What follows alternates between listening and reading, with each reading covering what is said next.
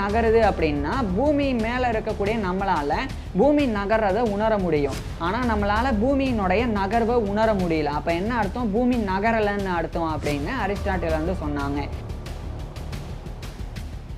நட்சத்திரங்கள் வந்து நகர்ந்து போயிடணும், அது வேறு பக்கம் போயிடணும், அதனுடைய இடப்பெயர்ச்சி நம்மளால் உணர முடியணும். ஆனால் அதனுடைய இடப்பெயர்ச்சியை நம்மளால் உணர முடியல.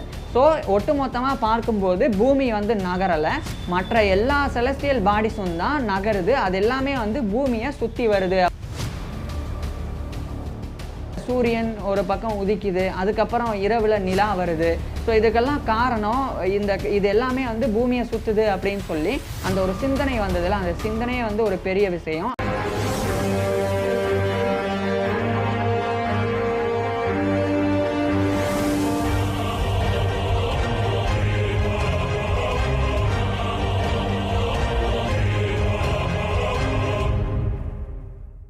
ஜியோசென்ட்ரிக் மாடல்னா என்னன்றதையும் அது அரிஸ்டாட்டில் ஏன் முன்மொழிஞ்சார்ன்றதையும் பார்க்கலாம். பிரபஞ்சத்துடைய மையத்தில் பூமி அமைஞ்சிருக்கு. சூரியன், சந்திரன், கோள்கள் மற்றும் நட்சத்திரங்கள் உள்ளிட்ட அனைத்து வானுடல்களும் பூமியை சரியான வட்டப்பாதையில் சுற்றி வருதுன்றது தான் ஜியோசென்ட்ரிக் மாடல். இது ஜியோசென்ட்ரிக் தியரி அப்படின்னும் அழைக்கப்படும். இதை கிமு 4ஆம் நூற்றாண்டில் அரிஸ்டாட்டில்ன்ற பண்டைய கிரேக்க தத்துவவியலாளர் முன்மொழிஞ்சிருந்தாங்க. இப்போ அரிஸ்டாட்டில் இதை முன்மொழிஞ்சதுக்குண்டான காரணம் என்னன்றதை பார்க்கலாம். ஃபிசிக்கா அப்படின்னு ஒரு டெக்ஸ்ட்டை ஏன்ஷியன்ட் கிரீக் லாங்குவேஜில் அரிஸ்டாட்டில் எழுதியிருந்தாங்க. அதனுடைய இங்கிலீஷ் டைட்டில் ஃபிசிக்ஸ். அதில் நேச்சுரல் மோஷன், இயற்கை இயக்கம் அப்படின்ற ஒரு கான்செப்டை அரிஸ்டாட்டில் உருவாக்கியிருந்தாங்க. அதில் அவர் நீர், கல் இதெல்லாம் வந்து பூமியை சார்ந்தது, காற்று, நெருப்பு இதெல்லாம் வானத்தை சார்ந்தது. எது எது எங்கெங்கே இருக்கணுமோ அது இயற்கையாகவே இயங்கி போய் அந்தந்த இடத்த வந்து சேர்ந்துடும் அப்படின்றத சொல்லியிருந்தாங்க. ஸோ அதுதான் நேச்சுரல் மோஷன் அப்படின்றது. இதுக்கப்புறம் இதே காலகட்டத்தில் அரிஸ்டாட்டில் வந்து இவருக்கு முன்னாடியும் இவருடைய சமகாலத்திலையும் வாழ்ந்த பண்டைய கிரேக்க தத்துவவியலாளர்களான பைத்தாகரஸ் மற்றும் பிளேட்டோ அவங்களுடைய தத்துவங்களையும் கருத்துக்களையும் அரிஸ்டாட்டில் வந்து படித்து வந்தாங்க. அதன் மூலமாக சில விஷயங்களை அரிஸ்டாட்டில் தெரிஞ்சுக்கிட்டாங்க. பைத்தாகரஸ் வந்து பூமி தட்டை கிடையாது, பூமி வந்து கோள வடிவத்தில் இருக்குது, ஸ்பியர் ஷேப்பில் இருக்குது அப்படின்றத முன்மொழிஞ்சிருந்தாங்க. அதை அரிஸ்டாட்டில் தெரிஞ்சுக்கிட்டாங்க. அதுக்கப்புறமா அதை வழிமொழிஞ்சு பிளேட்டோ வந்து எப்படி பூமி கோள வடிவத்தில் இருக்கோ அதே மாதிரியே மற்ற கோள்களும் கோள வடிவத்தில் இருக்குது, அதெல்லாமே பூமியை சுற்றி வர்றதுக்கு வாய்ப்பு இருக்குது அப்படின்னு பிளேட்டோ வந்து சொல்லியிருந்தாங்க. இப்போ இவங்க ரெண்டு பேருடைய கருத்து வந்து அரிஸ்டாட்டிலுடைய நேச்சுரல் மோஷன் அப்படின்ற கான்செப்டுக்கு ஏற்ற மாதிரி இருந்தது. ஏன்னா அரிஸ்டாட்டில் சொன்னது வந்து நீர், கல் இதெல்லாம் வந்து பூமியை சார்ந்தது, எதை சேரணுமோ அதை போய் இயற்கையாகவே இயங்கி போய் சேர்ந்துரும் அப்படின்னு சொல்லியிருந்தாங்க. அப்படி பார்க்கும்போது இப்போ மழை பெய்யுது, அது நேரடியாக வந்து பூமியில் பெய்யுது. அதே மாதிரி மற்ற ஆப்ஜெக்ட்ஸ் எல்லாமே நேரடியாக வந்து பூமியில் வந்து விழுது. இப்போ ஒருவேளை பூமி வந்து கனமாக இல்லை, பூமி வந்து மையத்தில் இல்லை அப்படின்னு சொன்னால் அப்போ வந்து மற்ற எல்லா பொருட்களுமே வந்து பூமியில் வந்து விழுகிறதுக்கு வாய்ப்பு கிடையாது. அது வேறு வேறு இடத்த போய் சேர்ந்துருக்க வாய்ப்பு இருக்குது. ஆனால் மழை உள்ளிட்ட மற்ற எல்லாமே வந்து பூமியில் தான் நேரடியாக வந்து விழுவுது அப்படின்னா அப்போ பூமி தான் வந்து இந்த பிரபஞ்சத்தினுடைய மையத்தில் இருக்க வாய்ப்பு இருக்குது அப்படின்னு ஃபஸ்ட்டு அரிஸ்டாட்டிலுடைய சிந்தனையில் இது வந்து தோன்றினது. அதுக்கப்புறமா அடுத்தடுத்து அரிஸ்டாட்டில் வந்து சில சிந்தனைகளை வந்து உருவாக்கினாங்க. அதில் ஃபஸ்ட்டு இவர் வந்து டெக்கேலோ அப்படின்னு சொல்லி ஏன்ஷியன்ட் கிரீக் லாங்குவேஜில் இன்னொரு டெக்ஸ்ட்டை வந்து எழுதினாங்க. அதனுடைய இங்கிலீஷ் டைட்டில் வந்து ஆன் தி ஹெவன்ஸ் அப்படின்றது. அதில் அரிஸ்டாட்டில் வந்து ஒரு முக்கியமான ஒரு விஷயத்த சொல்லியிருந்தாங்க. ஈத்தர் அப்படின்னு ஒன்று இருக்குது, அது வந்து ஒரு ஸ்பெஷலான சப்ஸ்டன்ஸு, அது வந்து ரொம்ப பியூரிஃபை ஆனது, அது வந்து அன்சேஞ்சிங்கும் கூட. அதுதான் வந்து இந்த கோள்கள் அதெல்லாம் வந்து உருவாகிறதுக்கு காரணமாக இருக்குது. அதாவது பூமி எப்படி நிலம் அதே மாதிரி நீர் இதனால் ஆகியிருக்கோ அதே மாதிரி கோள்கள் எல்லாமே இந்த ஈத்தர் அப்படின்ற ஒரு ஸ்பெஷலான சப்ஸ்டன்ஸ் மூலமாக ஆகியிருக்கு அப்படின்றத ஆன் தி ஹெவன்ஸ் அப்படின்ற டெக்ஸ்டில் அரிஸ்டாட்டில் வந்து குறிப்பிட்டிருக்கிறாங்க. அது மட்டும் இல்லாமல் அது ஈத்தர்னால் ஆகியிருக்கிறனால தான் அது நேரடியாக வந்து பூமியில் விழலை. அதாவது அந்த கோள்கள் எல்லாமே வந்து ஒரு வேளை பாறையினாலேயோ நீர் இந்த மாதிரி வந்து ஆகியிருந்ததுன்னா அது வந்து பூமியை வந்து அடைஞ்சிருக்கும். அது வந்து ஈத்தர் அப்படின்ற ஒரு ஸ்பெஷலான சப்ஸ்டன்ஸ்னால் ஆகியிருக்கிறனால தான் அது வந்து பூமியை வந்து அடையாமல் அது பூமியினுடைய சுற்றுப்பாதையில் சுற்றிட்டு இருக்கு அப்படின்னு சொல்லி அரிஸ்டாட்டில் வந்து சொன்னாங்க. இதையும் தாண்டி அரிஸ்டாட்டில் இன்னொரு விஷயத்தையும் சொன்னாங்க.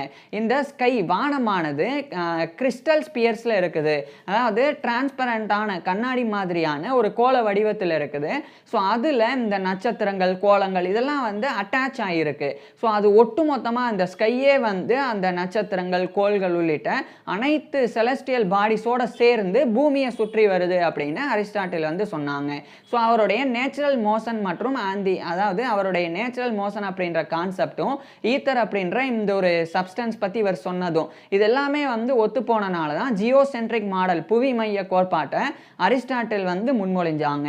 அது மட்டும் இல்லாமல் இன்னொரு காரணமும் இதில் இருந்தது. என்னன்னா இப்போ பூமியிலிருந்து பார்க்கும்போது சூரியன் நகருது, சந்திரன் நகருது, கோள்கள் இதெல்லாம் வந்து நகருது அப்படின்னா இது பூமி நகருது அப்படின்னு அர்த்தம் கிடையாது. அதெல்லாம் தான் வந்து பூமியை சுத்துது அப்படின்னு அர்த்தம். ஏன்னா ஒருவேளை பூமி நகருது அப்படின்னா பூமியினுடைய நகர்வை நம்மளால் வந்து உணர முடிஞ்சிருக்கும் அப்படின்னு அரிஸ்டாட்டில் சொன்னாங்க. உதாரணமாக ஒரு விலங்கின் மீது நம்ம ஏறுறோம், அதுக்கப்புறம் அந்த விலங்கு வந்து அப்படியே நகர ஆரம்பிக்குதுன்னா விலங்கு வந்து நகரும் போது விலங்கினுடைய மேலே இருக்கிற நம்மளால் விலங்கு நகர்றதை உணர முடியும். அதே மாதிரி பூமி நகருது அப்படின்னா பூமி மேலே இருக்கக்கூடிய நம்மளால் பூமி நகர்றதை உணர முடியும். ஆனால் நம்மளால் பூமியினுடைய நகர்வை உணர முடியல. அப்போ என்ன அர்த்தம்? பூமி நகரலைன்னு அர்த்தம் அப்படின்னு அரிஸ்டாட்டில் வந்து சொன்னாங்க. இதை சொன்னது மட்டும் இல்லாம இப்ப பூமி நகருது அப்படின்னா நிலையான காற்று ஒரே பக்கம் வந்து வீசிக்கிட்டே இருக்கணும். ஆனா அப்படி வீசல அப்படின்னு அரிஸ்டாட்டில் சொன்னாங்க. உதாரணமா அதே மாதிரி இப்ப வந்து விலங்கின் மீது நம்ம பயணம் பண்றோம்னா விலங்கு வந்து வேகமா முன்னோக்கி போகும்போது காற்று நம்மளை நோக்கி வந்து ஒரே நிலையில வந்து வீசும். ஸோ அதே மாதிரி இந்த பூமி வந்து நகருதுன்னா ஒரு பக்கம் ஏதாவது ஒரு பக்கம் வந்து காற்று நம்மளை நோக்கி வந்து வீசிக்கிட்டே இருக்கணும். ஆனா பூமியில எல்லா பக்கத்துல இருந்தும் காற்று வீசுது. அதே மாதிரி காற்று வந்து நிலையாவும் இல்லை. அதனால பூமி நகரலை அப்படின்றதையும் அரிஸ்டாட்டில் வந்து சொன்னாங்க. இதையும் தாண்டி ஸ்டெல்லார் பேரலாக்ஸ் அப்படின்றது அதாவது நட்சத்திரங்களினுடைய இடப்பெயர்வு அது பற்றியும் அரிஸ்டாட்டில் வந்து சொல்லியிருந்தாங்க. இப்போ உதாரணத்துக்கு மற்ற கோள்களை விட நட்சத்திரங்கள் வந்து வானத்தில் அதிகமாக இருக்குது. இப்போ பூமி வந்து நகருது அப்படின்னா அப்போ நட்சத்திரங்களினுடைய இடப்பெயர்ச்சியை நம்மளால் உணர முடியணும். ஆனால் அதையும் உணர முடியல அப்படின்னு அரிஸ்டாட்டில் சொன்னாங்க. உதாரணத்துக்கு நீங்கள் கண்ணை மூடிட்டு உங்களுடைய விரலில் நடுவில் வச்சுக்கோங்க. உங்களுடைய வலது கண்ணை மட்டும் திறந்து பாருங்கள். விரல் வந்து உங்களுடைய இடது பக்கம் இருக்கிற மாதிரி இருக்கும். அதே சமயம் வலது கண்ணை மூடிட்டு இடது கண்ணை திறந்து பாருங்க. அப்போ உங்களுடைய விரல் வந்து வலது பக்கம் இருக்கிற மாதிரி இருக்கும். ஸோ அந்த மாதிரி தான் நம்மளுடைய பூமி நகரும் போது நட்சத்திரங்கள் வந்து நகர்ந்து போயிடணும், அது வேற பக்கம் போயிடணும். அதனுடைய இடப்பெயர்ச்சி நம்மளால உணர முடியணும். ஆனால் அதனுடைய இடப்பெயர்ச்சியை நம்மளால உணர முடியல. ஸோ ஒட்டுமொத்தமாக பார்க்கும்போது பூமி வந்து நகரலை, மற்ற எல்லா செலஸ்டியல் பாடிஸும் தான் நகருது. அது எல்லாமே வந்து பூமியை சுற்றி வருது அப்படின்றத அரிஸ்டாட்டில் வந்து சொன்னாங்க. அது மட்டும் இல்லாமல் பூமி தான் வந்து கனமானது, பூமி தான் பாறை மற்றும் நீரினால் ஆனது. ஸோ அதை நோக்கி தான் எல்லாமே வந்து சுற்றுது. அதை நோக்கி வராததுக்கு ஒரே காரணம் அது ஈத்தர்னால் ஆனது. ஸோ இந்த எல்லா கருத்துக்களையும் அரிஸ்டாட்டில் வந்து சொன்னாங்க. இதை கிமு 4ஆம் நூற்றாண்டில் இவர் வந்து சொல்லியிருந்தாங்க.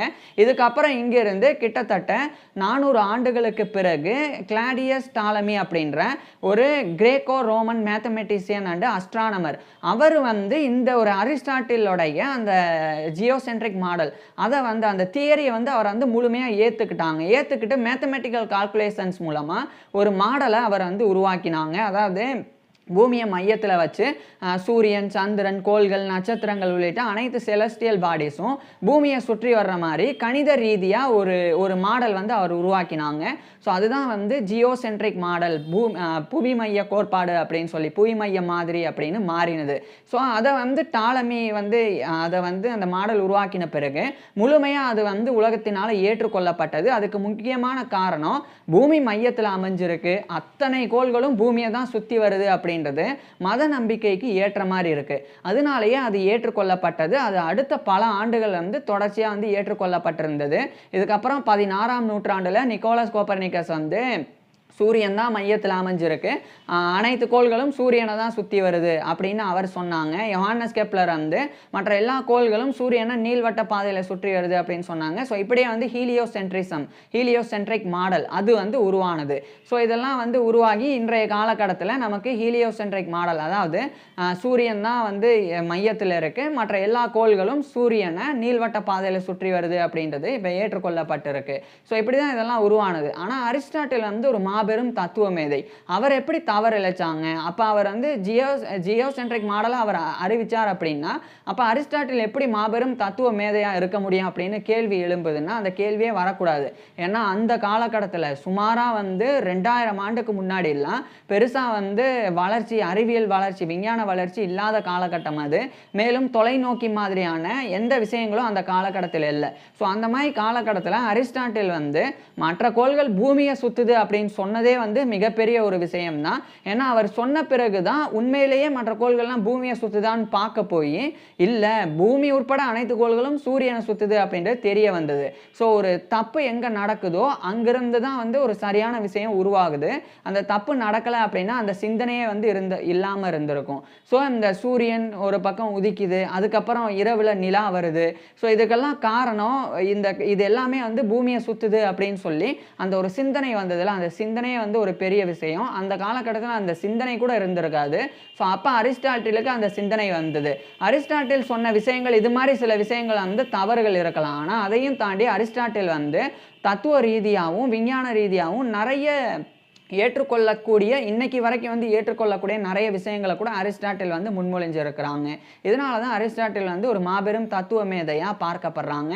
ஸோ இந்த அரிஸ்டாட்டில் வந்து ஜியோசென்ட்ரிக் மாடலை ஏற்றுக்கிட்டதுக்கு உண்டான காரணம் வந்து நான் ஏற்கனவே சொன்ன மாதிரி இந்த பூமியினுடைய நகர்வு, நட்சத்திரங்களினுடைய இடப்பெயர்ச்சி, அதுக்கப்புறம் ஈத்தர், நேச்சுரல் மோஷன் அப்படின்னு இவருடைய எல்லாத்துக்குமே ஏற்ற மாதிரி அது இருந்தது தான் அரிஸ்டாட்டில் அதை வந்து முழுமையாக ஏற்றுக்கிட்டு முன்மொழிஞ்சதுக்கு காரணமே.